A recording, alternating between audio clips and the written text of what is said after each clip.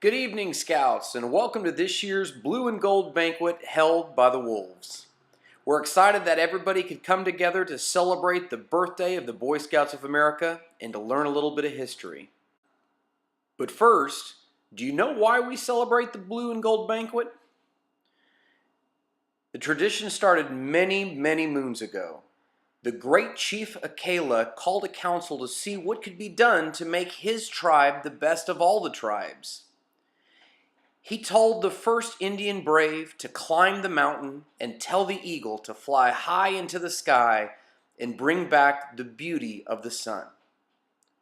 He then told a second brave to go into the forest and tell the sparrow to fly high into the sky and bring back part of the beauty of the sky. After a long while, both braves returned. One carried with him a bottle of blue water. Another one carried a bottle of gold water. Akela told the first brave to pour some of the beauty of the sun into the council mixing pot. The brave poured some of the gold water into the pot, causing it to smoke. He then told the second brave to pour some of the beauty of the sky into the council mixing pot. The brave poured the blue water into the pot, causing smoke. Chief Akela raised his hands towards the sky. Akela said, "From this day forward, blue will stand for truth and loyalty and the sky above. Gold will stand for warm sunlight, happiness, and good cheer." He then reached into the company pot and pulled out the neckerchief. This is why we celebrate blue and gold.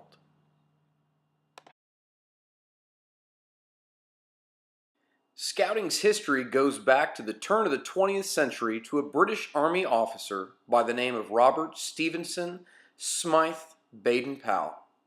While stationed in India, he discovered that his men did not know basic first aid or the elementary means of survival in the outdoors.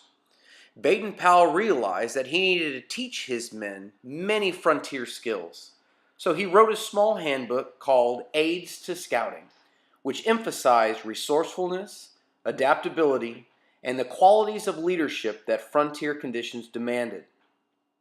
Boys loved the lessons on tracking and observation and organized elaborate games using the book.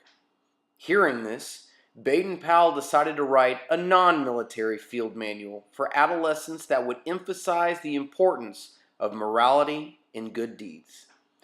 First, he decided to try his ideas on an actual group of boys. In August of 1907, he gathered about 20 boys and took them to Brownsea Island in a sheltered bay off England's southern coast. They set up a makeshift camp that would be their home for the next 12 days. The boys had a great time. They divided into patrols and played games, went on hikes, and learned stalking and pioneering. They learned to cook outdoors without utensils and learned how to treat each other well in the wilderness. Scouting began on that island and would sweep the globe in a few years. The next year, Baden-Powell published his book, Scouting for Boys, and scouting continues to grow. A few years later, an American businessman had gotten lost in the fog in England.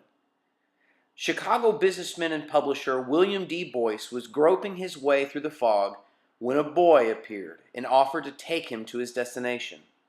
When they arrived, Boyce tried to tip the boy, but the boy refused and courteously explained that he was a scout and could not accept payment for doing a good turn. Intrigued, the publisher questioned the boy and learned more about scouting. He visited with Baden-Powell as well and became captured by the idea of scouting. When Boyce boarded the transatlantic steamer for home, he had a suitcase filled with information and ideas. And on February 8, 1910, Boyce incorporated the Boy Scouts of America. In 1953, Cub Master Don Murphy was looking to create a father-son activity that he could do with his 10-year-old son, who was a little too young to race in the soapbox derby with his older kids, because you had to ride in a car down a hill. So he wanted to create a version that all younger boys could compete in. This started the first Pinewood Derby. He designed a track that was over 31 feet long, 2 lanes, and had a battery-powered finish gate made from doorbells and switches that would light a red or a white light bulb to indicate which car won the heat. It was an instant success, and over the years has developed into the skill and technology which is today's Pinewood Derby. How did your car race? Today's Scouts enjoy working toward badges and working on projects to not only build their skills, their intelligence, but also to work together as a team and to contribute back to our communities. Once old enough, Cub Scouts get to join that prestigious organization known as the Boy Scouts, who work together, help their community, and learn to grow as young men in an ever-changing world.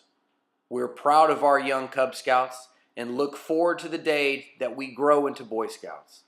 So today we say happy birthday.